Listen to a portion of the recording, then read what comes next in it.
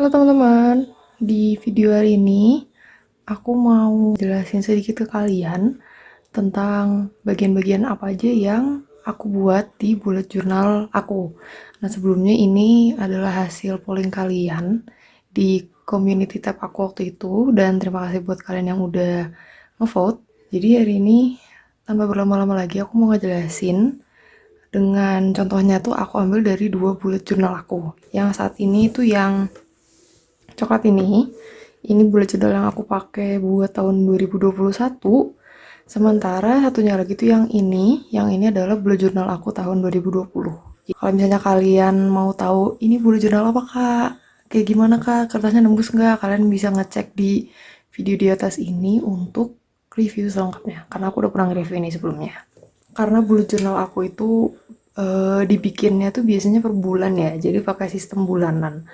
Jadi halaman pertama yang pasti aku bikin itu adalah halaman cover. Ini adalah salah satu contohnya. Jadi kalau cover ini menurutku dia sebenarnya enggak terlalu fungsional sih. Sebenarnya dia juga fungsinya cuma untuk penanda doang. Kalau ini tuh halaman pertama untuk 7 bulan Desember misalnya. Tapi untuk aku dia tuh cuma sebagai kayak halaman judul aja gitu. Dia ada karena ya emang dia harus ada. Kayak gitu. Halaman kedua yang biasanya aku bikin itu adalah halaman kalender. Nah, jadi kalau kalender ini, kalau aku pribadi, sebenarnya dia tuh aku pakainya tuh juga sesuai mood gitu. Kayak kadang aku pakai dia untuk hal fungsional, kadang enggak. Kadang misalnya aku pengen nih nulis event-event aku di kalender, makanya itu aku bakal full pakai kalender. Tapi juga ada bulan yang aku bikin kalender tapi nggak aku pakai gitu. Hal lain selain buat nyatet event itu biasanya kalender aku pakai buat kayak acuan.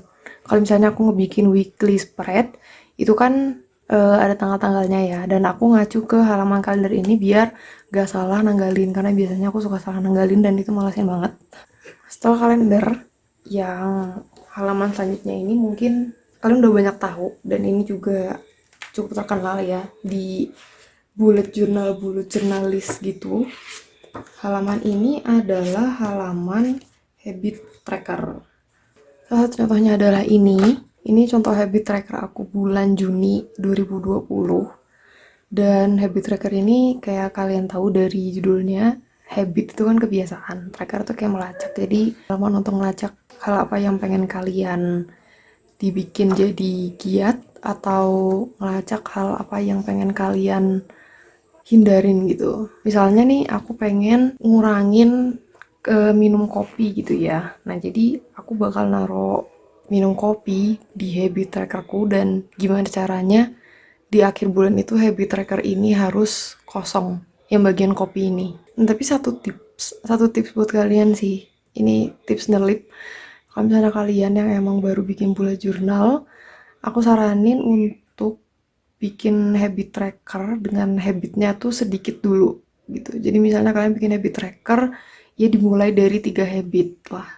Baru nanti makin lama kalian ngebullet jurnal, kalian makin tambahin lagi habit. Namanya nanti jadi 5, terus jadi 6, baru nanti mengikuti. Jadi jangan langsung terjun kalian masukin semua habit kalian itu, nanti kalian bakal kayak kewalahan gitu buat ngisinya. Nah, halaman berikutnya, ini mungkin aku udah bilang di semua platform yang aku punya kalau ini tuh halaman yang paling krusial untuk ada, dan itu adalah halaman spending tracker atau expense tracker. Ini adalah contohnya dari bulan September 2020. Untuk bentuknya itu bisa sesuai selera ya, tapi dari fungsionalnya aku lebih pakai ini ke fungsional karena menurut aku ngelacak pengeluaran itu penting. Karena kalau misalnya aku pribadi, kalau misalnya nggak dicatat itu, aku bakal lost gitu.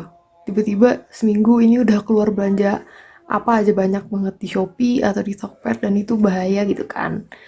Lebih ke bisa refleksi diri lah. Kalau misalnya aku ngelihat spending tracker aku penuh sampai bawah, itu kan bakal rasanya kayak, duh, aku belanja banyak banget, apa nih belanjanya gitu. Dan apa namanya, kalau menurut aku bagus sih untuk dicoba karena mendisiplinkan kalian gitu.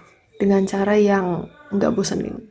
Tapi sisi nggak enaknya yang aku juga ngalamin itu spending tracker tuh misal kalian nggak ngisi lebih dari 3 hari aja itu bakal lost gitu. Jadi aku saranin untuk kalian nih misalnya punya spending tracker atau mau bikin, rajin-rajin deh. Kalau bisa tiap kalian belanja itu kalian langsung catat minimal malamnya gitu.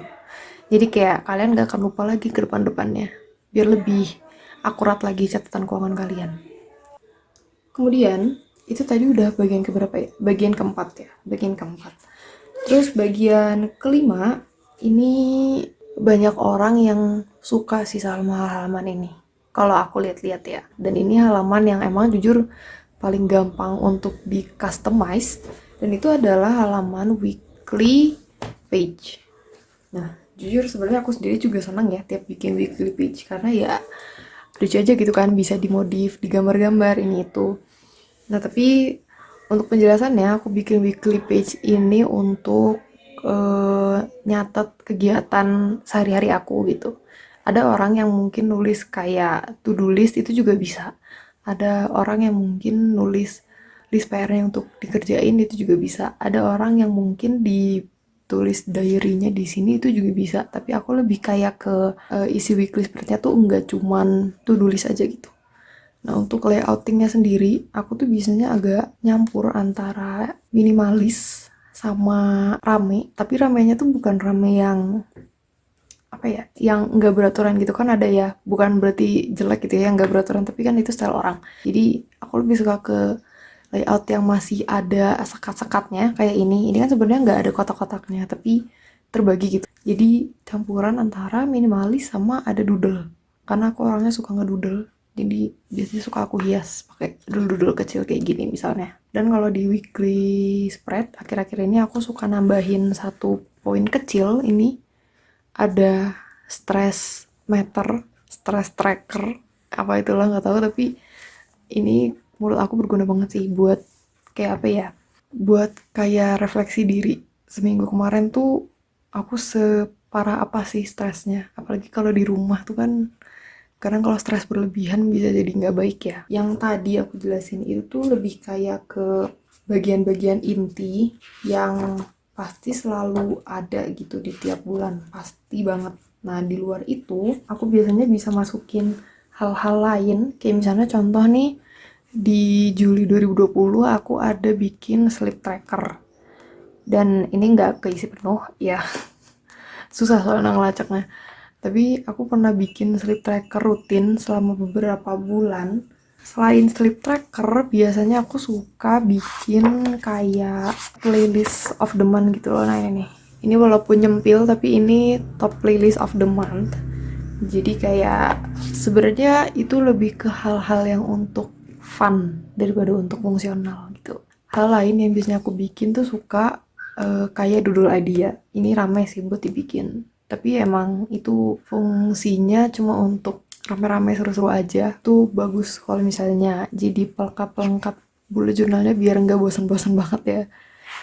Kayak gitu. Dan kayak yang tadi aku jelasin itu adalah bagian-bagian yang biasa aku bikin di bullet journal aku selama ini. Yang mungkin kalian bisa jadiin referensi. Kalau misalnya mau memulai bullet journal tuh bisa dari bikin 5 jenis halaman itu dulu. Yang paling basic kalau menurut aku. Tapi kalau misalnya ada yang nggak cocok sama kalian ya nggak usah kalian buat gitu. Jadi kalau bullet journal tuh lebih ke cocok-cocokan sama diri sendiri. Aku butuh apa, aku bikin ini. Aku nggak butuh ini, aku nggak usah bikin. Aku nggak cocok sama ini, aku nggak usah bikin kayak gitu.